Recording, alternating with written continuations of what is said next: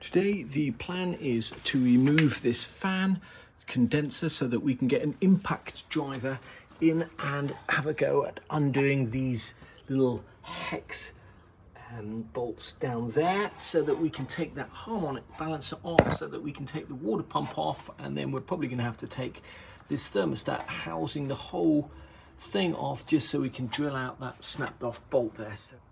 So the condenser is held in by 4 bolts. There's 2 on the bottom, 1, 2 here, and then 2 on the top here.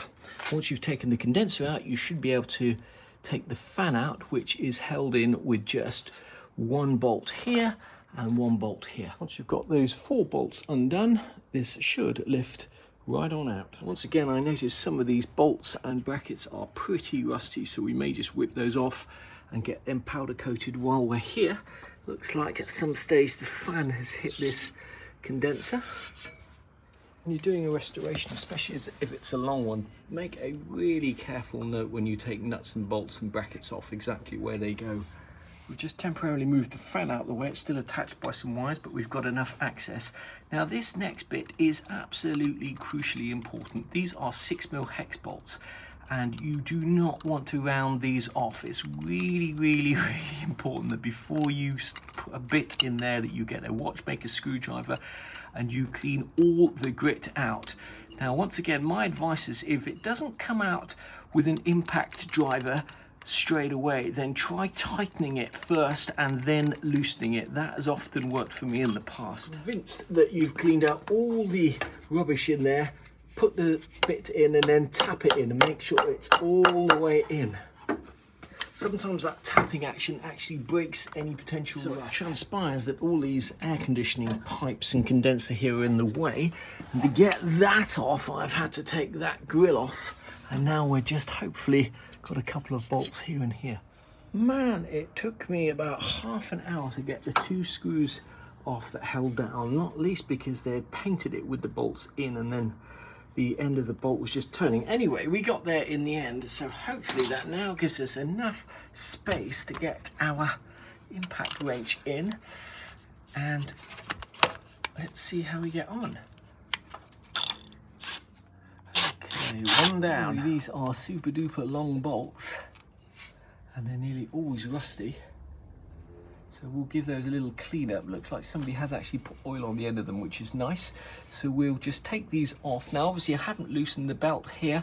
I'm just going to tap this off without loosening the belt. It's a lazy way to do it, but that's the way I'm going to do it. How much gunk is coming out of here, and I can tell you from experience, if you don't get it all out, and therefore you don't get the bit in all the way, and you round one of these off, my goodness me, you will be in for some serious pain trying to get it out.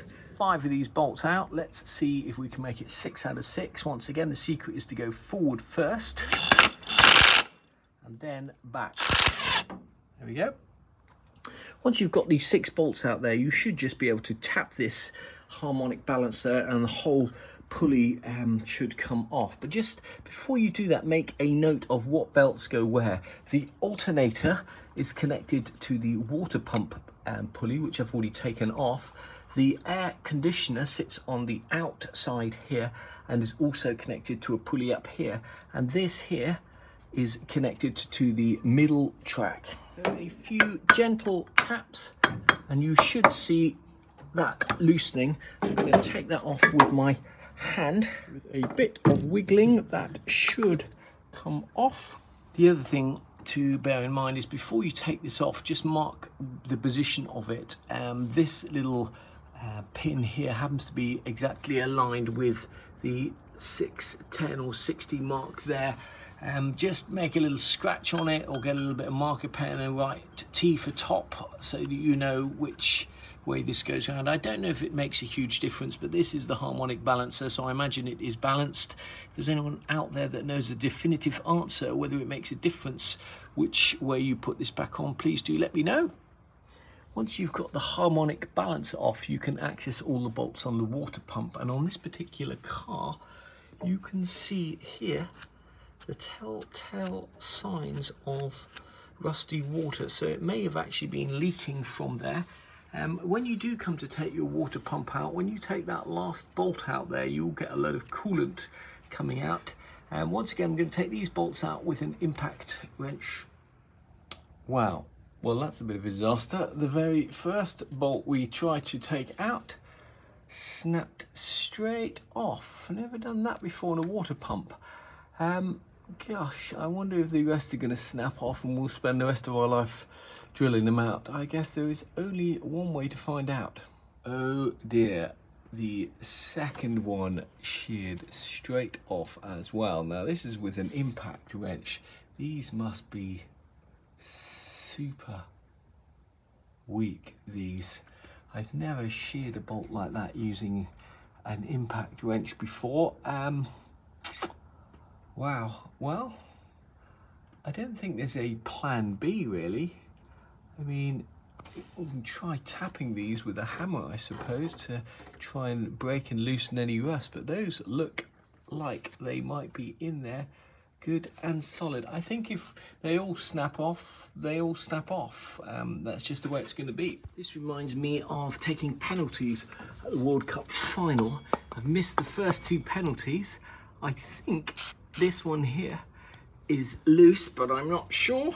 I'm just going to put some penetrating fluid in there and work it back and forwards. I've gone forwards with the impact wrench and then back a little bit. I think we've loosened it, but as I say, I'm going to just do it by hand. I think we're going to get this one. Wow, that really is rusty in there. So on penalties, we've missed two and got one. That's a close-up of the bolt that we got out. You can see that it is pretty rusty at the top there, so wish me luck on the other three. Well, this is rapidly becoming my worst nightmare. That just, without any pressure at all, came straight off. Okay, well, here goes. There's a tiny bit of movement, but it's difficult to know whether that movement is just the head about to shear off. Unbelievable, these bolts are like chocolate. I was so unbelievably slow and gentle with that, but still that just snapped straight off. So out of 5 penalties, we scored 1 of them and we are out of the World Cup. Let's see what happens when we tap this with a hammer. There'll probably be a load of coolant that comes down.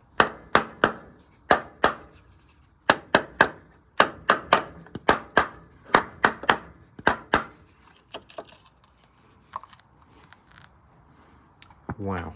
Perhaps not totally surprising that that would be a little bit rusty in there, just judging by all of the pipes. Well, I'm glad I took the water pump off. I'm not glad that I now have to drill out 1, 2, 3, 4 bolts here and 5 if you include the thermostat.